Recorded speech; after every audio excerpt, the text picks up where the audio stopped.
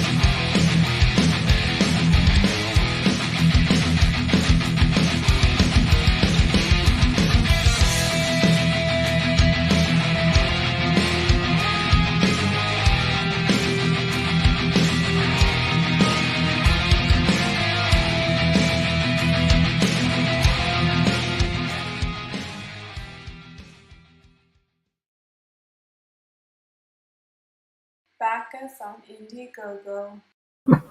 Well, hello everybody. Welcome to the Dennis and Andy Show. We are back. Dennis was on vacation last week, and boy, did he let himself go from that photograph you saw of us hanging out at the beach that one weekend over the summer. I still look in the same shape. Trust me. Dennis, you let yourself go over vacation. I mean, what do you expect? We actually did a lot of walking, a lot of driving. We hit 8 state capitals. So I got 8 more off. I've only got 4 left to do, and then I'll have all 50. So it was a very productive one. We did so much. It was actually an amazing trip. We went with friends of ours. We did the entire Northeast. Boston, went to Cheers, saw the largest natural bridge in the world on total accident. And did you walk into Cheers and everybody go, Dennis? That's what you wanted. That's what I was expecting to do. Instead, they said, Susie. And you're like, how is that possible? The thing is, it's not the exact same. It's not the same bar that we saw on TV. No. So Norm Spot, there is no actual Norm Spot. What? Well, I know. It was kind of disappointing. But it was still a blast to get in there. The back room doesn't look anything like the back room. But it was still Cheers. It was the inspiration for it. It was wonderful. We did the Sam Adams R&D tour. So we got to sample brews that have never made it to the shelves and may never make it. Only 1 out of 13 apparently make it onto the store shelves. So we had a blast. And we got to drink a cold Sam Adams while watching a cold Sam Adams in the ground right across the street. That's kind of their thing there. It was actually pretty cool. Ooh, drinking a beer, looking at Sam Adams' grave. That's not creepy at all.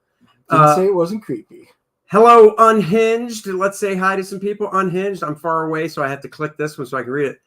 Phantasmagorical. Hey, ya. Hello. He's dropping in because he wants to say Back Frog G. That's right. We'll be talking to Inkspots soon. Look at that. He's even in the chat, too. Look at that. He's Nice. doubling down. 40% Zed. Hey, did anyone catch PTP's video a few hours ago? I had a notice and it could. No, I did not. I got a notice, but I was out. Andy doing 15. I don't do 15. It was like what, 5, maybe. Come on now. It wasn't 5. It's like 2. Marcus says, "Welcome back, Dennis." Thank you, Marcus. It's good to be back. He brought me a little actual jug of actual Vermont maple syrup. So, literally, they tap it, go, pours it right out. It's good stuff. I know. I don't know if I want to open it, though. It's the only one I have. So, hello. I'll screw that up if I say it. So, Amish Ninja's in the house as well. That Brokeback Mountain deep fake is creepy. Oh, you love it. Whoa. Aren't you supposed to be at work? Get back to work. Hey, I got a better idea. Work on your fantasy football game, pal. Am I right, Dennis? Oh, talk about somebody stinking up our fantasy football league. So that is the Ninja. commissioner of our fantasy football league and has for a year and is in dead last place. He's saying he's having a Dennis season because all of his players are going into IR. I feel for you. But it's true. What is up, Daniel? Yeah, Dennis feels for you just because he has a better record in fantasy than the Packers do in real life. Yep, and I'm still ahead of Andy, and I guess that's James, all that matters. Well, I mean, you're ahead by points, but we have the same record. So yeah, you're only ahead. You make it sound like you're way up the I'm ladder. up by 85 points. You're literally I'm in 5th one. and you're in 7th. I thought you were in 7th and I was in 8th. No, I'm in 5th. I think that's wrong. Let's see. Did you visit Albany? Of course he did. I did. I just saw one of the biggest monstrosity of a capital that I've ever seen in my life. It was actually kind of stunning to me how big, and I don't want to say gaudy, but it's almost like a Gothic cathedral in a lot of ways. He was so bummed he didn't get to meet Governor Hochul or Hokum or Hoke, whatever. Let me see. 5. 5th place, baby. Oh, I'm in 7th. I thought I was in 8th. Oh, no, that's right. My daughter's in 8th place below me. Oh, man. That's right. Yeah, and Chad's in 12th. Sorry. Chad's in 12th. I know. Oh, my God. Who's above him in 11th? I think that's another. I think that's his son. Oh, boy. Wow. That family's just not doing good. If you don't get it together, you're not going to make the playoffs. I know. That is sad. Anyhow, enough talk about that. Let's welcome our guest to the show. He goes by Inkspots. I love it when guys go by their screen names and stuff. I knew when I started this, I should have stayed incognito and just had a screen name and never showed my face. But then Dennis said to me, he looked me in the eye and he goes, "You cannot deny the audience the gloriousness of your face." And I said, okay, just for that, I will always show my face. He will, but his screen name was going to be Dookie. So I was like, we don't want to see Dookie on the screen. It was going to be Count Dookie. Master Count Dookie. Exactly. Genuine Comics is here. Randy's here. Hello. All right, let's bring him on. Without further ado, Inkspots, how are you? I'm doing great. Hey, everybody. There he goes. And this is what I like. I actually don't mind not seeing your face. No offense, because we get to see you actually do some work. Yeah. People actually get to see behind the scenes how the what's the saying? How the bread is made, how the soup is made, whatever. A working interview. That's right, a working interview. And he's working on Frog G. At least I hope he is, because that would be weird. Yeah, it's a 2-page spread that I'm working on. Jason Bascom, who is co-creator with me, and drew it up, and I'm just doing some backgrounds and stuff. So yeah. Now the main book, and we'll get into the book more, but since you did bring it up, on the main book, if I remember reading right, Jason's doing the pencils and inks, and you're doing the colors. Yeah. So we're both writing it and doing the dialogue, and then Jason is doing the. Well, he does part of it digital, and then he prints it out. And because he has vision problems, he actually finishes the inks. He does the roughs in Photoshop, prints it out, and finishes the inks on Bristol. that way. So Oh yeah, that's how I used to do stuff. I did a lot of First Man that way. So KOR-DRATH though, I'm trying to do everything straight on paper like the good old days. yeah, it's But looking good, man. That's a hit book, man. Very thank you, I cool. appreciate that. But then, if I remember right, also in the campaign, isn't there like a supplemental or something that you're doing the pencils and Yeah, inks on? yeah. So Jason's first two books were black and white, and people really liked his gritty style in the black and white. Yeah. For the supplemental, we're like, let's keep it black and white, but I'm doing the colors. I want to do something, so I'm doing the pencils on the supplemental, and then he's doing his inks over the top digitally. So we kind of swapped it. I'm doing Oh, traditional okay. pencils, and he's doing digital inks. So Oh, that's cool. yeah, so we kind of swapped it up there, So, are and you then penciling digitally or are you penciling traditional? no, traditionally. Oh, okay. So you're penciling traditional, scanning it, and then obviously he's inking it in Clip Studio or something. Yeah, he inks it actually in Photoshop. So Oh, he does he doesn't. really? Yeah, he doesn't use. I don't know how he does it. I can't do that, but he doesn't use any. He does it like the same brush McFarlane uses, just like the squish circle brush. And Wait. Does McFarlane ink stuff in Photoshop?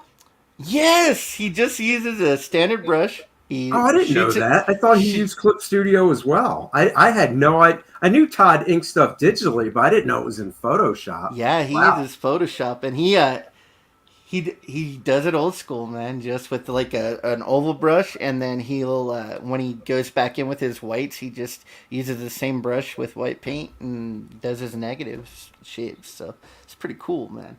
No, that is really cool because the thing is, it's like I've always been a fan of Todd's work, going back to the Hulk and then Spider-Man when he inked his own stuff, and I'm one. I like I like such a wide variety of artistic styles from liking Todd. I'm a big fan of Rob Liefeld's work, but then I like Brian Hitch, I like Neil Adams and Jose Luis Garcia Lopez. So I like the classic guys, but I like the cartoonier guys. And even though, Todd would get a rap back in the day for, oh, he just puts all these ink lines down for nothing. They don't mean anything. I don't know. I kind of liked all the I did scratchy, too. scratchy Yeah, stuff he was putting down. So that's knowing to that he's doing me. it in Photoshop is just like, to me, is like, wow. Yeah, he still does some of it traditional too, but Yeah. yeah, a lot of it. Like if you watch his channel, he's doing a lot of it in Photoshop, and he just has, like he says, he puts the sexy on it. He definitely does. I mean, Oh, I yeah. always consider him more of an inker than a penciler because I don't never seen, like, it doesn't look like Todd until he does the inks on it. Then you're like, oh yeah, that's McFarlane. Oh, dude, I would love, I tell you, I did a drawing spawn years ago just for myself in pencil. And I think I inked it last year on a live stream. But, it's one of those things I would love to have had Todd ink it just to, Oh yeah, didn't add Fraga the Todd have to it. he had Black Flag? Didn't that cover inked by McFarlane? Didn't he? Yeah. Yeah. Yeah, that would looked really cool. I like. Yeah, so Yeah. yeah, that would be neat. I would like to see that. Wiley Draws wants to know who's Dennis mad at. I know he always has pissed off resting. Dennis has It's what I always call Andy. Dennis has You never have to ask. It's always Andy. Dennis has resting pissed off face. He really does. He never. I tell him on stream. I go try to smile. Look You like know you're what? having So fun." here's the thing. If you guys haven't noticed, I have an upside down smile. I do not have a smile like the Joker that goes up. It's always down. So even when I So smile, it's a frown. it's a straight line, So, right? Let me see. It Nah, goes straight across. It doesn't go up. Try a little harder next time. There you go. That's Well, great. can didn't see you just teeth, call him but a it does go up. fatso I a have few an minutes upside ago? down smile. What's that? Didn't you just call him a fatso a few minutes ago?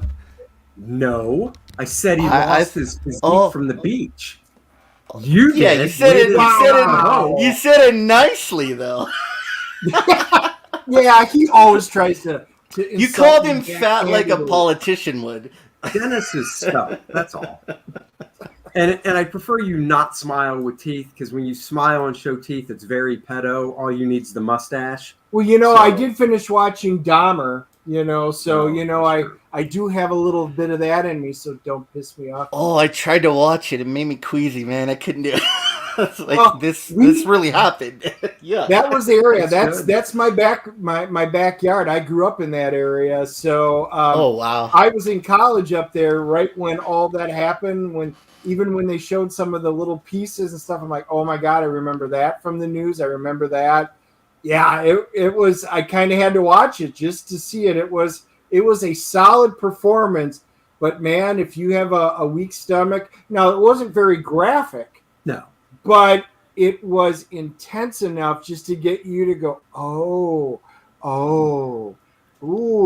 So it was very good. It was very good. See, what was weird to me is after he watched it, we were talking about it because I watched it too, and he goes, they got details wrong. And I was like, what do you mean? He goes, well, when I was in his bedroom, the chair was actually moved over to the other side. And I was like, whoa, details, pal. I don't need to know you and Dom are hanging out drinking beer together. Good Lord. He's like, we never put never mind.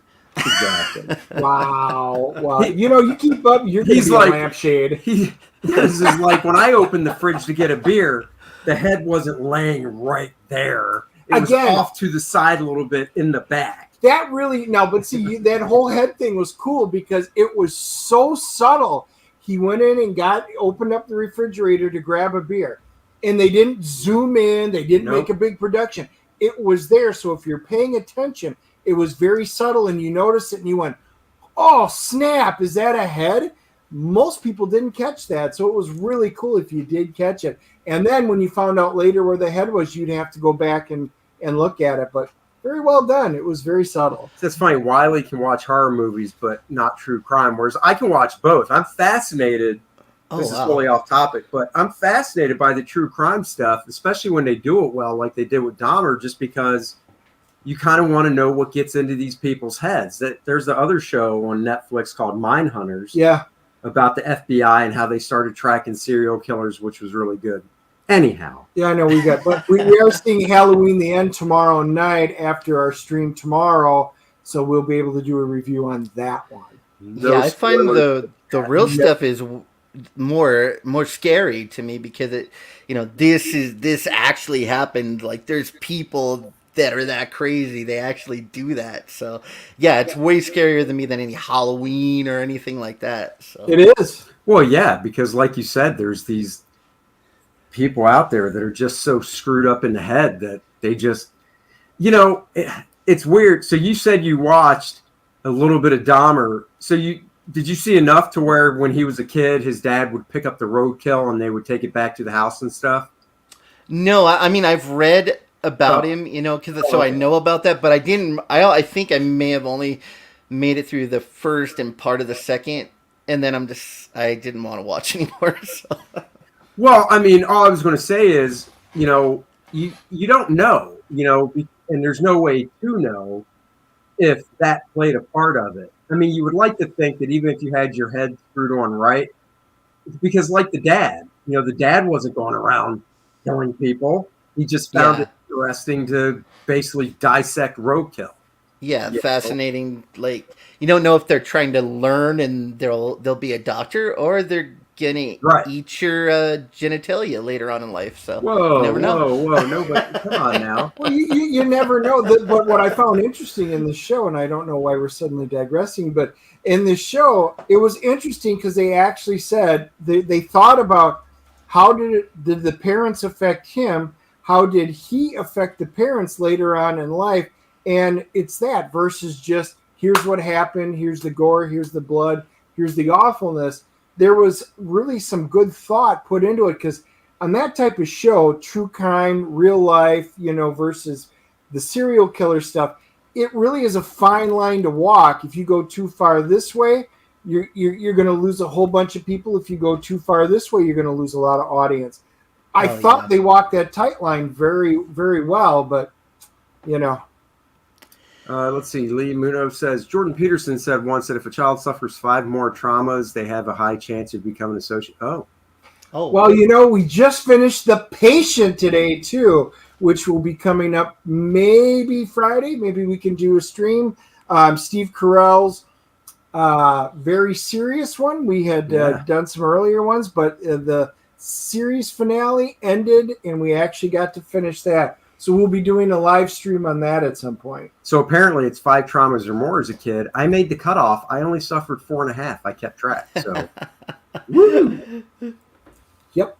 Just saying. I think you got 6 though. So I got dropped down the stairs, and yeah, I had a lot of trauma.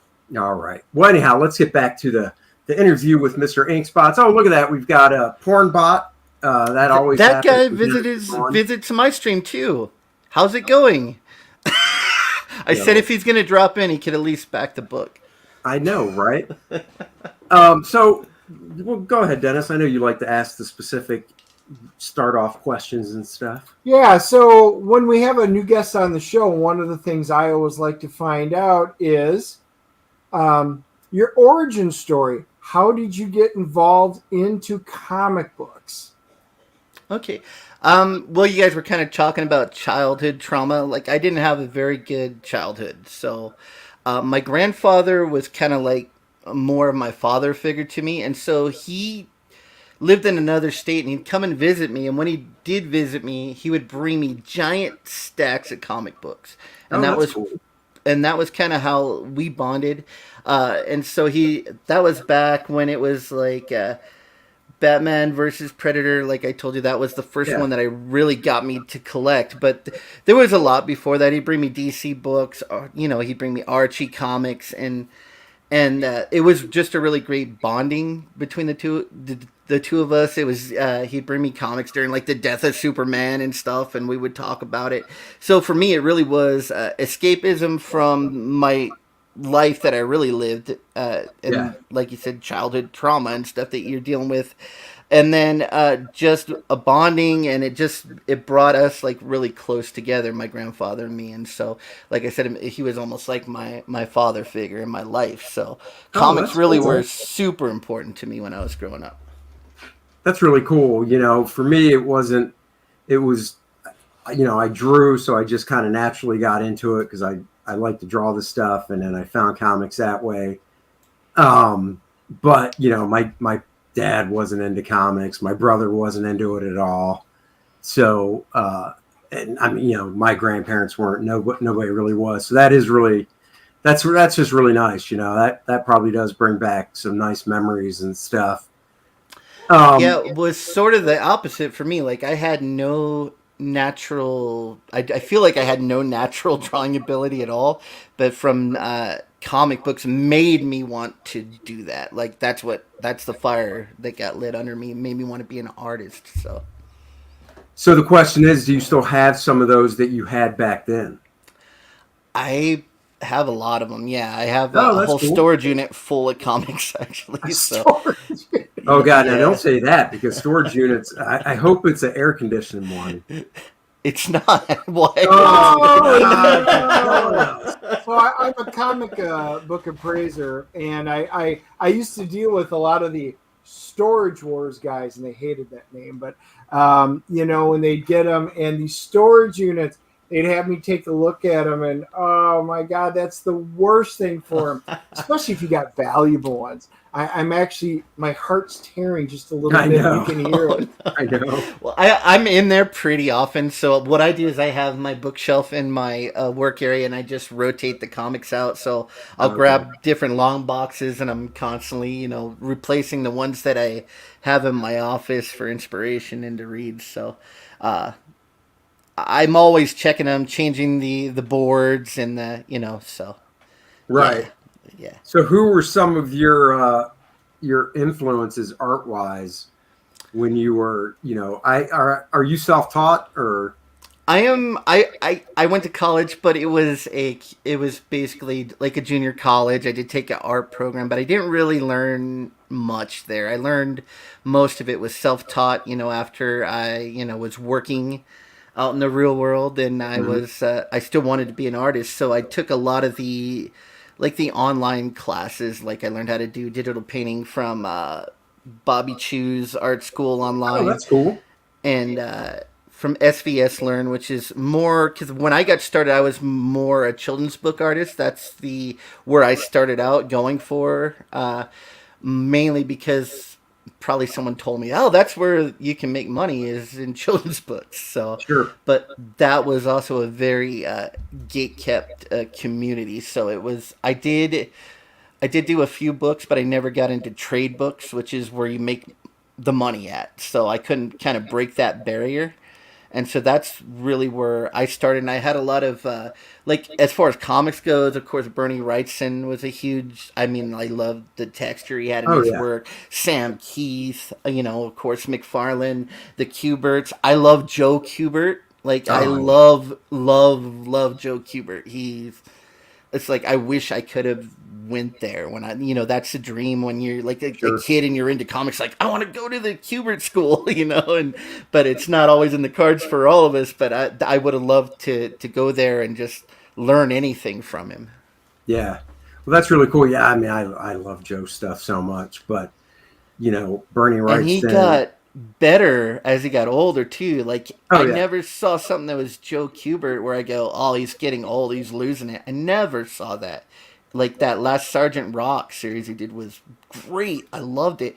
Where I forget which one of his sons, they did the covers for a lot of them, and he inked over them, and it looked like it was on Yeah. cardboard. Yeah. Yeah. Oh, those were so gorgeous. So yeah.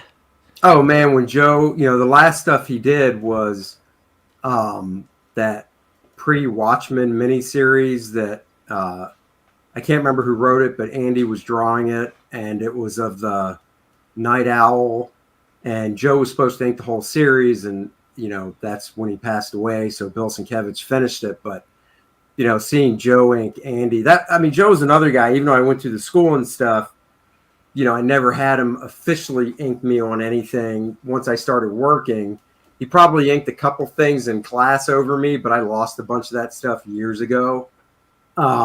But he was always somebody I was just like, oh God, I'd love to see what his inks would have looked like, Yeah. over my stuff. So And So, you Inkspots, use do you remember yeah, go what ahead. your very first comic book was that you ever wound up getting?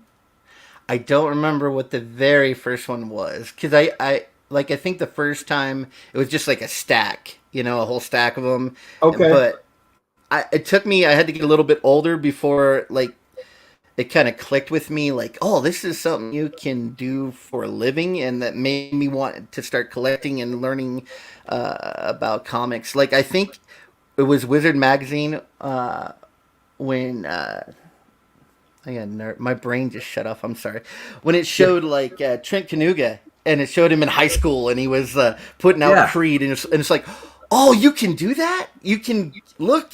This guy that's about my age is doing that. I could do this for a living. So that's when it was Batman versus Predator was the first one where I'm like had this super awesome artwork in it, and I was like, oh, I'm gonna collect these. This is what I want to do. So that was pretty much the point for me. I don't remember the first one because it was just a stack of comics. sure. So Oh, nice.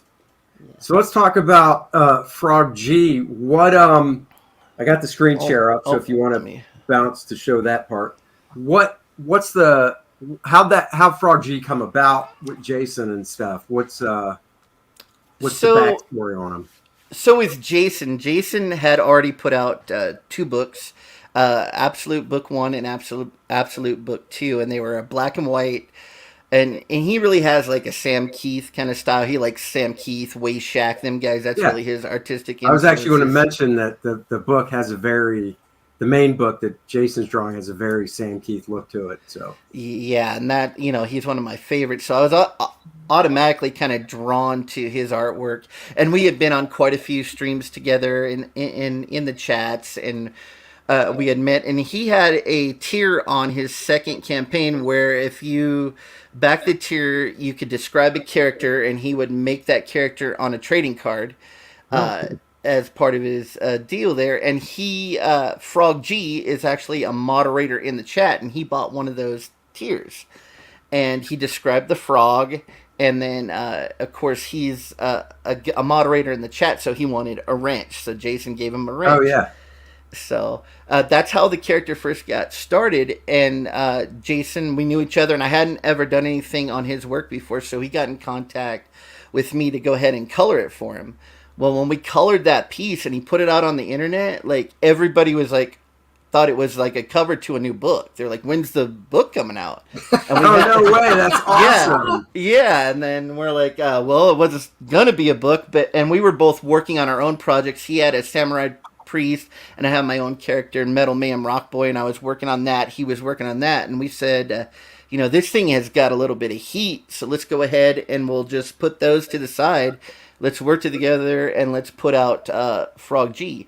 And so what we did, since it was a guy that backed, and he's a moderator in a lot of chats, everybody knows, well, most everybody knows Frog G. He's always in their chats, and he's promoting a ton on Twitter for all the little independent companies or independent guys. So we're like, we're going to cut him in for a percentage. So he gets 10% of it. And then he does a lot of promoting for the book and stuff. And then Jason and I just split the rest down the middle. And we both are writing it. And he's drawing it. I'm coloring it. And that's where it just came out of. We had a ton of just fan support. Like we got 8,000, blew past our goal, our 5,000 goal in like 4 hours. So we had a ton of fans. That's excellent. Like, and it's just because it was like born from a fan. Like this was a fan of comics idea, and he's like, back to tier to another comic, and it wound up being a comic, and now he actually has part ownership in his own comic. So I always thought that was cool that a fan came in, and now he's actually got his own comic out there. So that's cool. That's a cool story. Yeah, and so I think everybody assumes that Frog G has something to do with EVS, which is, we definitely like frogs in Comicsgate, evidently, but this actually has to do with Frog G's time in the Navy, and a lot of the guys in the Navy were with him. They all had, it was Frog plus a letter, so he was Frog G. That was like his nickname or something, and so that's where this name actually came from. And so I was actually going to wonder if it was dealing with frogmen, but that kind of answers that. Yeah, so I like that aspect of it too, and I do like that it's a frog too, because like it's kind of fits in with our whole Comicsgate thing that we're doing. So and so after we had the character, we had to get the story together. So I just did Jason and I did a bunch of research. We met in the Discords. We kind of discussed what we wanted the story to be, and we came up with two things. Like we wanted the character to be sort of like Spider-Man. We wanted him to be, have lots of action shots flying through the air and stuff. And we also wanted to have a little bit of a supernatural spin on it. Mm-hmm. So basically at its core, it's a man that's turned into a frog by a magical creature. So it's more like a fairy tale. So basically what happens is Frog G is a story about a man who gets turned into a frog by a voodoo priestess. And then he gets sent on a quest by death to kill a god and to win back his humanity and get back to the woman that he loves. So that's cool. That's the whole premise of it. And so also we've added a lot of fun stuff because he's a mechanic in real life, and his equipment that he had with him when he meets death all gets enchanted. So he has like a magical drop light, he has wrenches, and he has screwdrivers, and they all do something, and he has to figure out why he's on his quest, to kill the god. He figures out what his powers are, because he doesn't know at first. He's just kind of sent out there green, and he's got to figure it out. So that's how our story takes place here. That's cool. Well, I see we got Munoz. I have a frog character that I created in '93. He will make his debut eventually. So what I'm hearing is that we can have a frog crossover comic book. There you go. Yeah, we can have frogs everywhere, man. Yeah, great. And Unhinged must have some background story. He's saying you did most of the research. So Unhinged is Jason, and I did a lot of research as far as you do have some Christianity, you have some Native American, you have some Celtic, you have Thor. Like I wanted to take everything that there was and like mash it and then make our own thing out of it.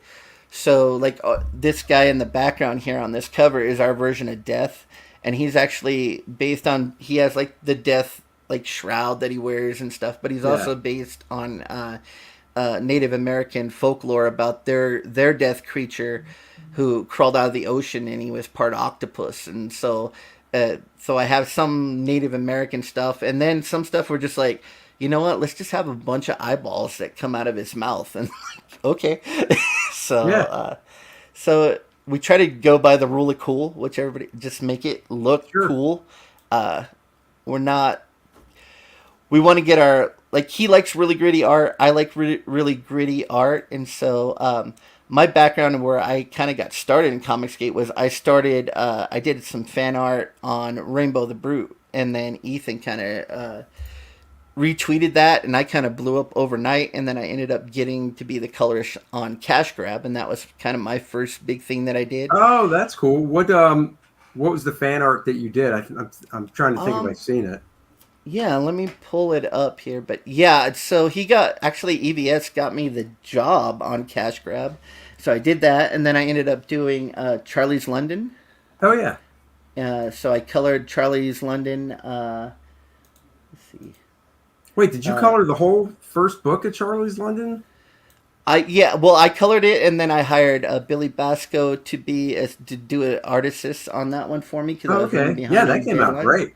That's cool. Yeah, so Yeah, that was a good book. I mean, I like Charlie Chaplin, so that was yeah, a fun one to read. and so I've actually done a lot of other stuff as well.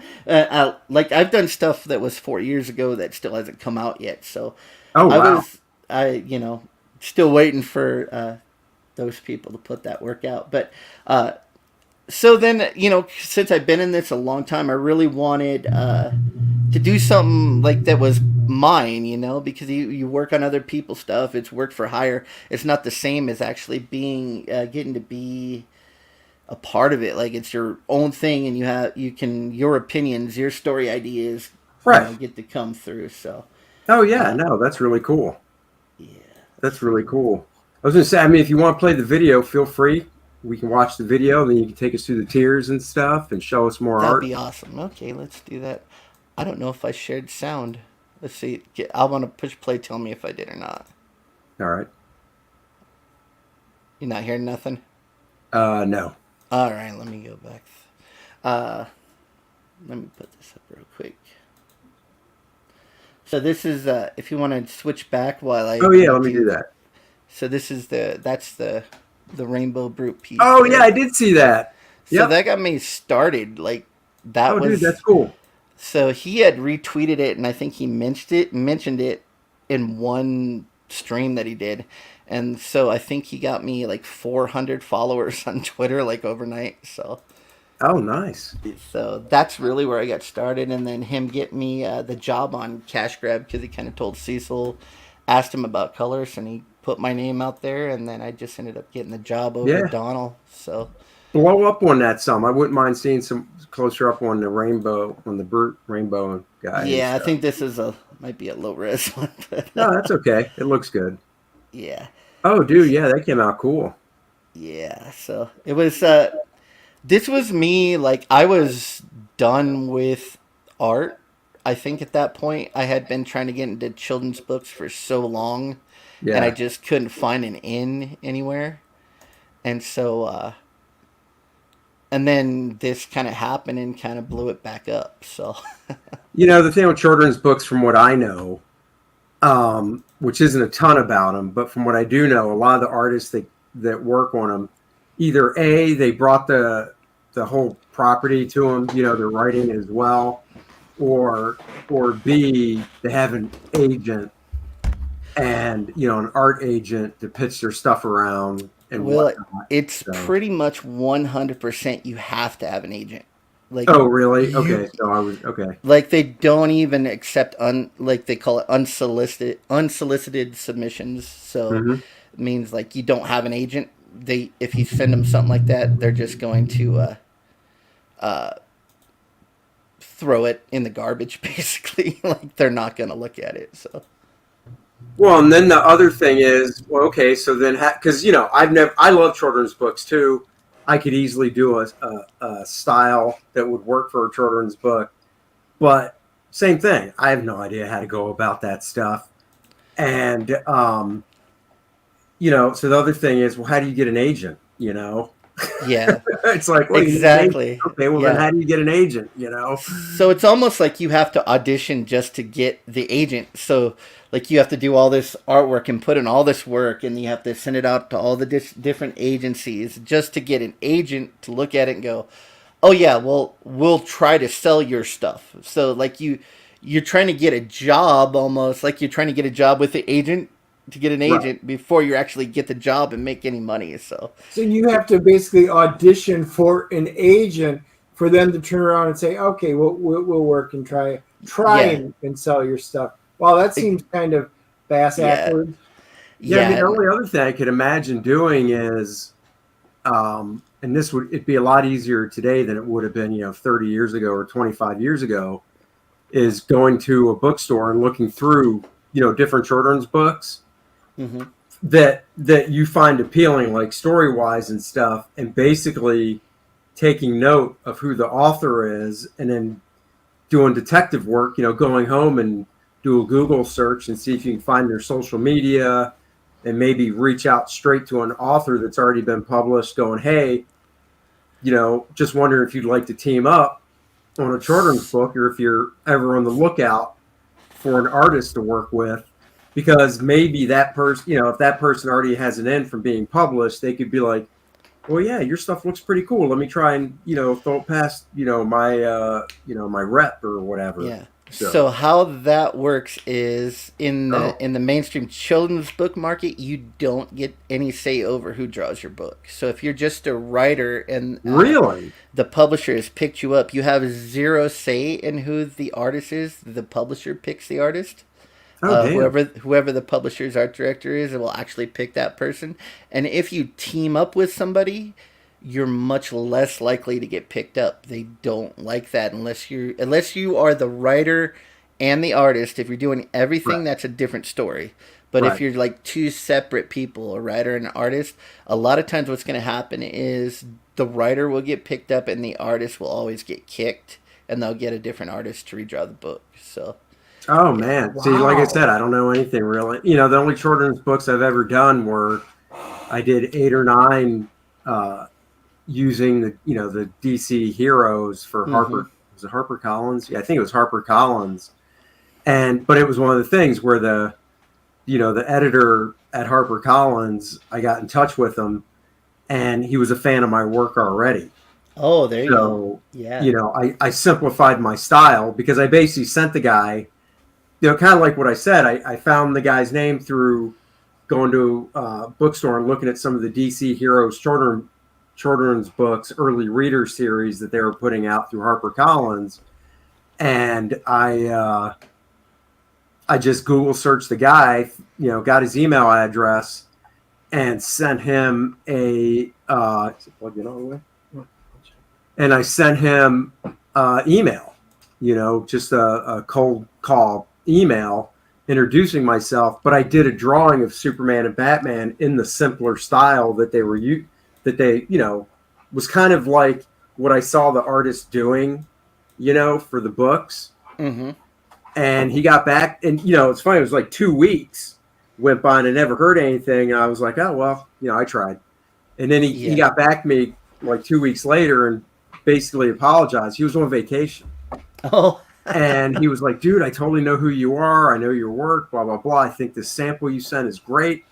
Let's have you do one and see how it goes. And it turned into like I said, I think I did 8 of them. This was like a decade ago, and then the bad thing, what happened is, it's, kind of going back to what you were saying about the art directors and editors and stuff, picking and choosing.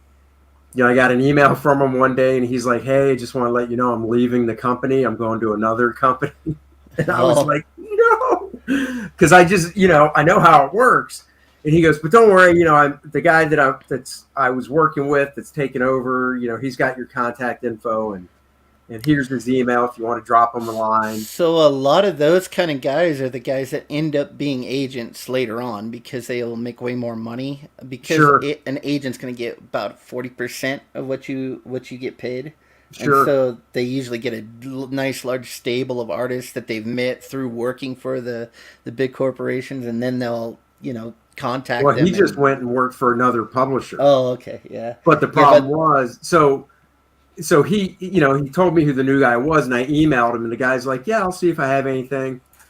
So I emailed him like once a month for a few months, and then after the basic, I just don't have anything, it just came down to, I mean, I don't know this for a fact, but it had to just come down to, once again, it's personal taste, know, and where the one guy really liked my stuff, and we did 8 books together, this guy that took over for him had his own buddies or styles that he liked, and maybe mine wasn't it, and that was that. That's the last I ever did of those. But no, he went to work for another publisher, but they didn't do that type of stuff. Yeah, and, I should show it one time. He's that'd like, be awesome. would you mind doing a Thomas is it Thomas the Train? Thomas the Train. Yeah, he's like, would you mind doing a Thomas the Train drawing? Awesome. Drawing, right? Thomas the Train, full color that I can show around. And I was like, yeah, I guess. And it obviously didn't pay anything, but it wasn't that hard to do either. So I did do the drawing. It never went anywhere. And I got to be honest, I'm kind of glad it didn't, because I don't know if I guess if nothing else, like if literally I was like, I've got no work, and it was like, hey, we've got this Thomas the Tank Engine book. I'll do it again. Yeah, give it. You're a freelance artist. You got to do what you got to do. But it never came about. I wasn't shedding tears over it, because it's not like something I was dying to draw anyhow. So when I was freelancing, I did everything. I did pictures for pot holders. My first work was so horrible, but it ended up being a Catholic, I think it was Christian book about gargoyles. It was really weird, and so I just did anything to get my foot in the door. So yeah, it's I understand when you're just trying to make pay the bills. You do so many different little things. So. Yeah, when you're starting off, or even not starting off, it just depends. You have ups and downs. Yeah. I reached out, and this was also about a decade ago when I had some downtime, to a publisher called Kingstone. Obviously, they do a lot of biblical comics and stuff. Yep. And the guy was like, yeah, I can hook you up with something, and it never came about, because I was getting other work, from whether it was DC or Marvel or whatever. And, obviously Kingstone, being a smaller publisher, couldn't pay the same. So I never did do anything. But, it was nice that the guy was like, oh, yeah, yeah, exactly. Let me know, and we can see if we can work something out. So.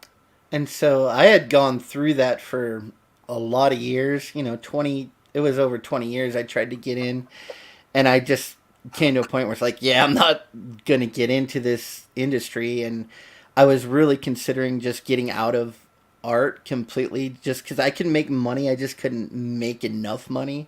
Sure. And that's when the whole indie comics scene kind of blew up again. So, around 2017, and then got me back into this. So let me try to play this trailer. Yeah, let's try it. We've all read the story. The brave hero conquers the diabolical villain and rescues the damsel in distress. But this is real life, and in real life, stories don't always have happy endings. Frog Gene, the story of a man turned into a frog by a voodoo priestess sent on a mission to kill a god by death itself. Now our hero must roam the underworld to regain his humanity and win back the woman he loves. Dude, who did that trailer? So that was by Pedro. And Pedro Ang? And he works with he's working with RT Bear, I think. Yeah. Stuff. Yeah. So dude, that is nice. I mean, see, it's another aspect of entertainment type stuff that's just not in my wheelhouse, and it's animation, cartoons. I know guys that do storyboards, and probably the highest up on a totem pole when it comes to somebody I know is when I went to the Kubert school, one of the guys I went to the school with has worked his way up the ladder and is a director on American Dad. Oh. And but he started off, 25 years ago doing storyboard cleanup and, like I said, worked his way up. But I mean, I see that trailer and I'm just like, what? I don't know how to pitch anything to like a studio like that, but it's just like, man, you guys got to find out how to do that, because that just looks freaking. That was great. That totally has the quality of something on a Netflix or even Fox on Sunday nights and stuff. Yeah, a couple cool things is that was actually all made with open source programs. So he used a completely free software to make that, and it was definitely the most expensive thing that we paid for the campaign. Sure. But it was 1,000,000% worth it. Like after seeing that, it's like, we need a Froggy cartoon, man. We could do it. Yeah, but I think it took him a long time to make it. So animation is just really labor intensive stuff. Oh, I know. Yeah. Oh no, I mean, I know the steps that go behind a cartoon and frames per second and all that stuff. I know how intricate it can be, but just seeing that, you could tell the production quality, was put into it. It wasn't easy at all. Knocked it out. Like it was like and he really liked the character too. So, and I could tell, like you can tell when someone likes what they're doing, and he was just having fun with it. And I think we just had like 2 little changes, and that was it. And the rest, he just kind of like we told him kind of what we wanted, and he just came up with the whole trailer basically. And on one little stream, we had it all resolved, and then he just pretty much hit the mark at every point when he was producing it. So that's cool. Yep. Very. Well, give us a rundown on the campaign and the tiers and all that stuff, so the people that rewatched it and are watching now will know. All right, so I'm just gonna go through here. Here's a few of the pages. Actually, Frog G is kind of like a Spawn because he's a black guy for about 4 pages, and then he's a frog for the rest of the series. So there you go. Yeah, and so the way we work is I get the most of the backgrounds. There's no backgrounds on most of these, so like the first page there's a little bit, but most of them there's no backgrounds, and I actually go in and do digital painting, and I paint in the backgrounds. Oh, okay. So, and then I color his figures, and I try not to mess with his line work too much, right. And so, but I'll add little things like the skulls behind her head, and I like just trying to get emotion across. Some pages are about emotion, and some pages it's like I just want to draw eyeballs, so I just put a bunch of eyeballs in the background. So as we go through here, you can see some of the pages artwork, again, all painted in backgrounds on them. Oh, yeah. I mean, it definitely has. Like you said, you mentioned Sam Keith earlier, and I kind of got that vibe. I got Trent Kanuga vibe from it as well, which I think is cool. It definitely has a nice distinctive look, so that helps. Yeah. And it looks good. It's professional. It's not, you see some stuff when you're scrolling around, whether it be Kickstarter or Indiegogo, that you're just kind of like, eh. But this has a nice cohesive look, and it pulls everything together. Yeah, we wanted it to be really polished. And then what we did for our supplemental, which we have this great cover by Matt Barr. Yeah, and that's awesome. Matt Yaki colored it, and so sweet. Those two together just completely knocked it out of the ballpark. So a beautiful cover we call it our Double Matt Attack, and you guys should hire them guys because they work great. They give you great covers like this. So on the supplemental, we went for a different kind of look because a lot of people like Jason's black and white on his first 2 books. Sure. Excuse me. So what we did on this is, since there's no color, I penciled it, and Jason's doing the finished inks on it. Oh, that's cool. And when you pencil it, you're doing it traditionally, or? Yeah, sorry about that. That's okay. So I'm doing traditional pencils, and then Jason's doing it. So we're kind of switch because I do digital colors. He does traditional inks. So we switched it on this to where I'm doing traditional pencils, and he's doing the inks digitally. So. What size are you actually drawing the stuff? Are you doing standard 11x17 or? So I'm doing it kind of differently because I'm more of the digital age. So I'm doing my roughs digitally, and then after I do the roughs, I'm actually penciling each panel separately, and then I reassemble Oh, it okay, yeah, in Photoshop. So that's cool. we do have alternate cover by Irene, and this was Yeah. her. Yeah, she knocked it. She just made it awesome. Which this Now, who's sold. coloring that one? Billy Basco from Goblin Girl. Yep, I don't. yep. Yep. Yeah, I So know. he's got a very similar coloring style to me, so that's gonna work pretty good. And plus, Nice. I think he really wanted to color Irene. So, and then we have the creator Goblin Girl, Dan Plagle. This is one of our variant covers that he did, and Nice. it's gonna stay black and white. This is the Baba Gaga in the book. She's the gatekeeper to the abyss. Where so this is basically he's just entering into like the Hellboy part of it, where he's gonna see all these mystical creatures and stuff. And so she's the Baba Gaga, and she's a headless witch, and she wears the heads of her conquered enemies as like fashion accessories, depending how she feels that day. Oh, And so then, she's like Jeffrey Dahmer. yeah, Nice. yeah. So this little mouth thing just kind of clamps onto the neck part, and she has this, a whole bunch of fallen foes that she can choose from that day, how she's feeling. And this is the gatekeeper. She's a magical creature, and this is the first one Frog G kind of has to get past, and it's not going to be. He's going to get his butt kicked by a girl because he doesn't know what he's doing yet. So he's got to get Well, I past. mean, we've all been there. Well, I mean, Dennis has been there. His high school days were rough. The girls would just kick his ass all over the place. Still do. Still do. And so she not only is she headless, but she lost a leg in battle. So Oh my God. she has a prosthetic leg, and her prosthetic leg is her magic wand because she's a witch. So There you go. yeah, so she's a pretty. She's definitely a combo of a lot of different, creatures and stuff. We just kind of Yeah, mashed yeah. them together. So here's Cool. some of my pencils for the supplemental before Jason inks over them. Nice. And then one of our tiers, you can get an acrylic painting. And so I do these acrylic paintings. And if you back, I'm going to do the acrylic painting live on stream. And they'll be signed and numbered. And this is the only time you can get them. After this, I'm not doing any What's more frog what size are paintings. those? These are 9x12s on a canvas panel. That's nice, dude. It is. Thank you. I've always struggled with acrylic, so that's cool. Yeah, I find it kind of like Photoshop. I actually paint the same in acrylics that I do digitally, like the same process. So, yeah, because you can just add so many layers.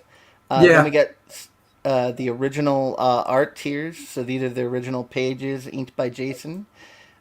Before I mess them up with my colors. Did you guys ever think about well, you might have, and so this could be a dumb question, but did you guys think about doing a black and white edition or no?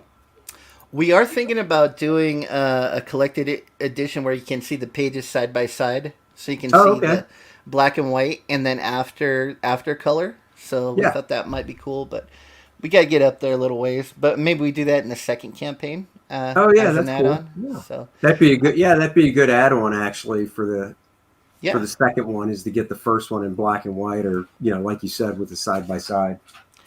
and so this is the original cover before it was colored. And I think it has definitely like he got a little McFarlane on there. I'm feeling Yeah. like the McFarlane in that one. So this wasn't supposed to be the cover, and it was supposed to be like a wallpaper for the sign up. And Sure. I just saw it. And I was like, that's the cover, dude. We got to make that the cover instead. So we went that way. This was the sign up trading card before it got before it got colored. So everybody that signed up and backed the book gets get this for a trading card. We got it all colored, double page spread. We do have beanies on the campaign, just with the Frog G logo. Matt Barr actually did that logo for I us was as actually going well. to ask who designed the logo because I think it's pretty cool. Yeah, It's Matt very Barr. old school graffiti looking, which I think is cool and fits the character well. Yeah, he knocked it out of the park, and we're gonna get a lot of use out of it. So. Then we have some stretch goals. We've already unlocked 2, so right now everyone gets 4 trading cards and a sticker just for backing the book. And then we're almost to our next stretch goal at 14,000. This is going to be a window cling. Oh, another sticker, and a bookmark. And I just think this would look really rad on the back of your car, waving yeah, at the car behind you. And this is one of the trading cards. Hockey art drew it, and I did the color on it. cool. Another trading card by Boob Dan Art, Dan Plagle, creator of Yep. Goblin Girl. Now, is this your first 30 you guys are in, or? We are on our second 30. Yep. Oh, okay. Uh, and then this was going to be the original cover, and then now it's going to be a bookmark on the campaign. So. No, that's cool.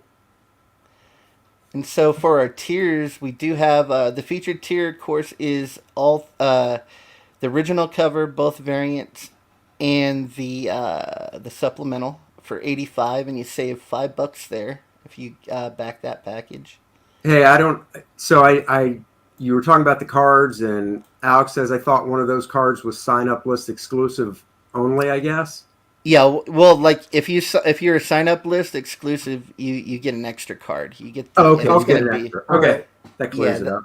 yeah, that's all. And that card is an all foil card, so it's gonna have some fun stuff on it. So, Right. and yeah, so if you did sign up for it and you haven't backed yet, we left those secret perks are still active.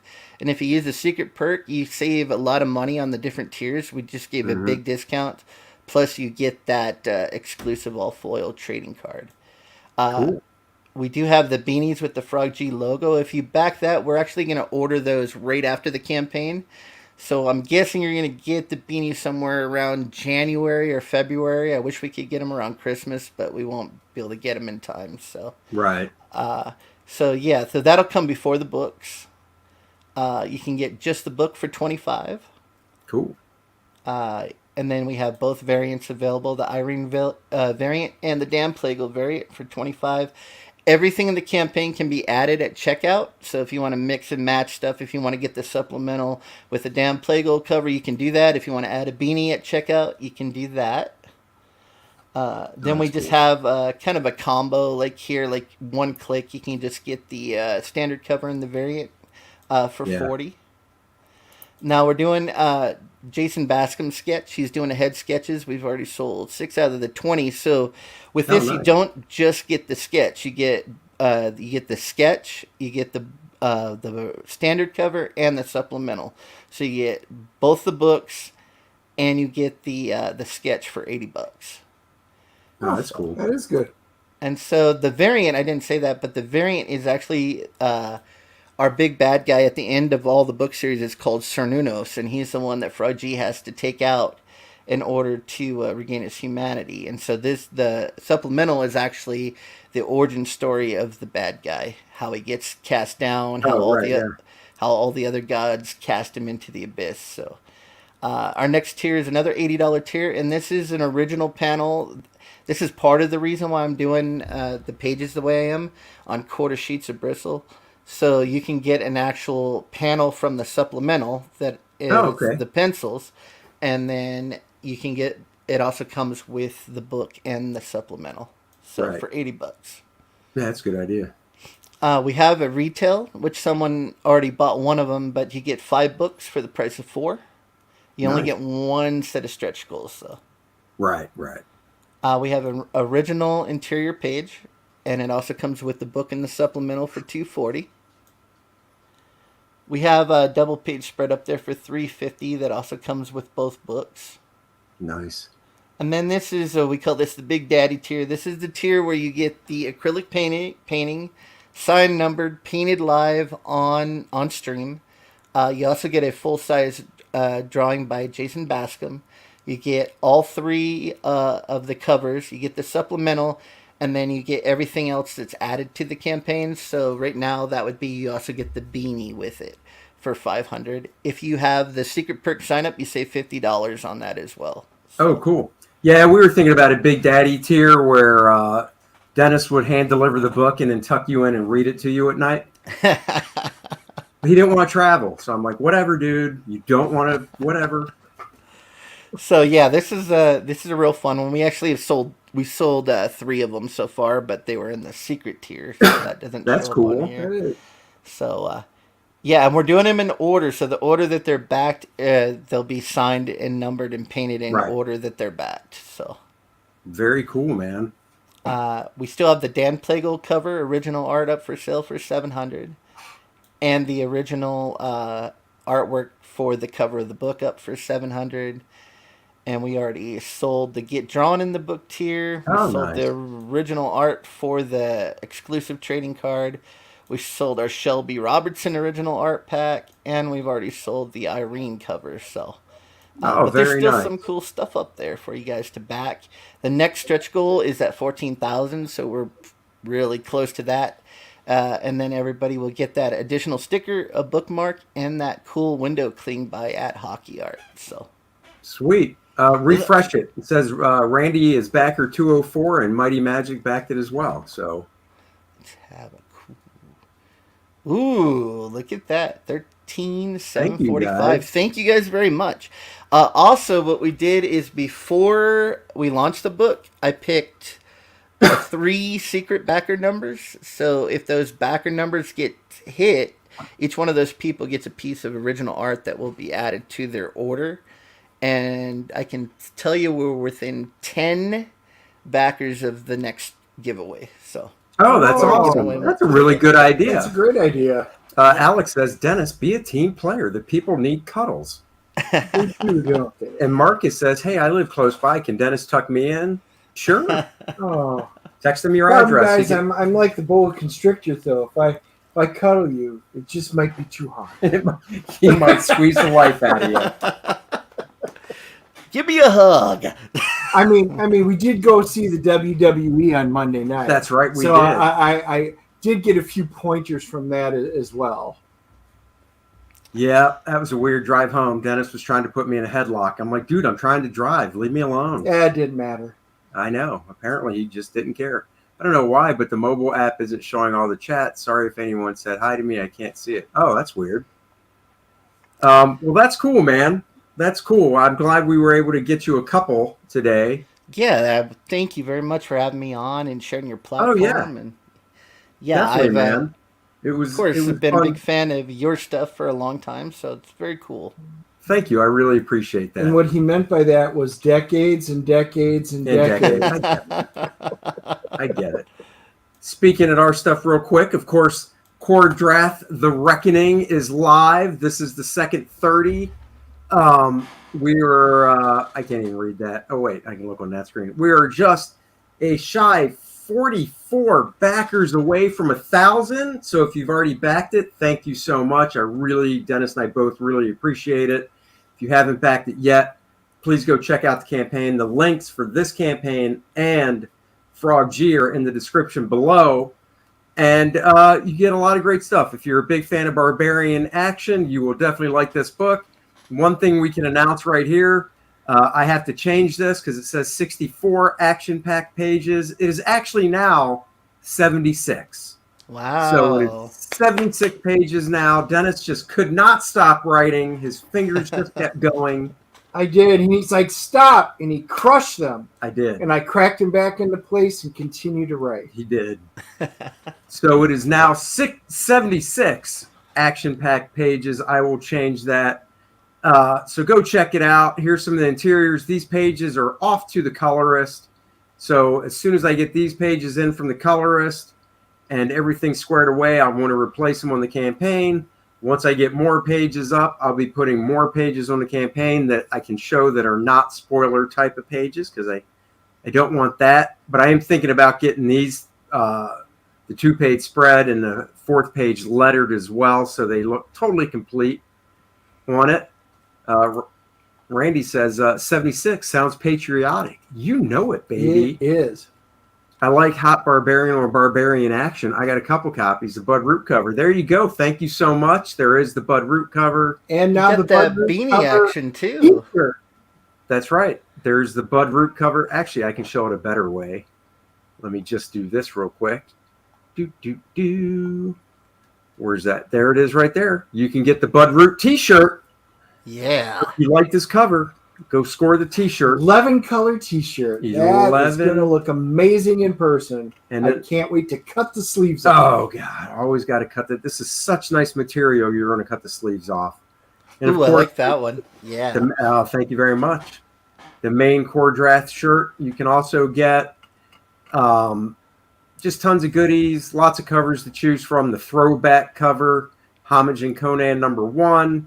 You can get lots of stuff. Like I said, the link is in the description below, so go check it out.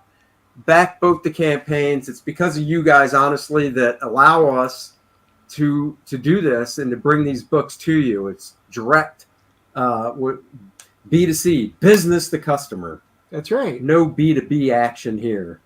That's business to business, Dennis. It's B2B. B2B. Right. That's small business, SMB. Got it. Okay. Well, thank you. We appreciate that. So, guys, thank you for joining us. We really appreciate it. What is Randy saying? Oh, hold on here. Randy's like, the nasty girl. That is true. And then there's the link. So thank you very much for posting that. And yes, AAT action. You know it. You know it. Wait a second. No B on B action here, folks. I hear ya. Sometimes you need a little ball-to-ball action. Just saying, if Dennis and I go to a con, it's a king-size bed. That's okay. We're friends. You know, his favorite movie really is Planes, Trains, and Automobiles. God, I love that movie. I always have to go. Those are not pillows, Andy. And I'm like, pillows. But they're so warm. So something wrong with you. There is something wrong with me. No Anyhow, smuggling. Guys, we will catch you next Wednesday at 5 o'clock. Wait, probably 5 o'clock. I got to check my daughter's work schedule, and we'll have another guest next Wednesday. Got a couple in the pipeline. Just got to solidify. We're gonna try and pop on tomorrow. Well, we've got one tomorrow. Yeah, we're 3 o'clock tomorrow with Camel Moon, and we might have a bonus one tomorrow in the morning because nice. I've been gone, picked up some amazing stuff. We got a little bit of stuff to talk about, so maybe we can pop on and do a bonus stream in the morning sometime. There you go. Wait, what's that say? What is this? Do you wash your underwear in the sink? No, I just wash it in the shower when I'm taking a shower. He doesn't wash it. No, I do it when I'm taking a shower. I figure kill two birds with one stone. Clean my body, clean my underwear. All right, guys, we'll catch you next Wednesday. Thank you, Inkspot, for joining us. Really appreciate it. And bye-bye, everybody. Bye, everybody. Well, hey, everybody. This is Andy. I'm with my buddy Dennis, and we are bringing you KOR-DRATH, The Reckoning. Dennis and I created this for guys that like barbarian, badass, barbarism, bombastic, ballsy action. Trying to get all the B words in. KOR-DRATH is a book that we're taking the coolest parts of Conan and going, yeah, that's cool. We're going higher. Let me show you some of the tiers real quick. And while I'm doing that, afterwards, I should say, Dennis will go over some story stuff. You got the Get It All, where you can get every cover and the oversized artist edition, which shows my black and white art scanned in full color, so you can feel like you're holding originals in your hands.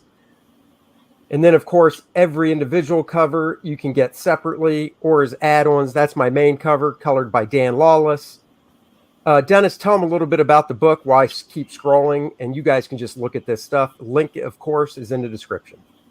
Look, we're focusing on instead of this big world, we're focusing on one narrow area, the Mirador Mountains. And there's 11 tribes, and we're going to be having an incredible story based around 3 of them. And if you're a fan of Conan and you like blood and guts, you like sword and sorcery, you played Dungeons and Dragons, or you played Pathfinder or other role-playing games, you love that type of feel, this is definitely a book for you. It's going to have everything from incredible battle scenes, in-depth story, all the way to just fantastic magic. And I think you guys are going to love this project. There you go. Thanks, Dennis. And First stretch goal unlocked. KOR-DRATH character card, 7x10, heavy stock paper. On the back, his stats are SRD 5E compatible, so you can play KOR-DRATH in your game. Dennis mentioned Brutal Battles. Here's a look at the art to a 2-page spread, pages 2 and 3. So we kick off with action in the book right here. This is pages 2 and 3 in beautiful black and white. Of course, it's going to be colored. So guys, go check out KOR-DRATH, The Reckoning now. The link is in the description below. Thank you for joining us. Always like and subscribe to our channels, and we'll catch you guys later. Thank you guys.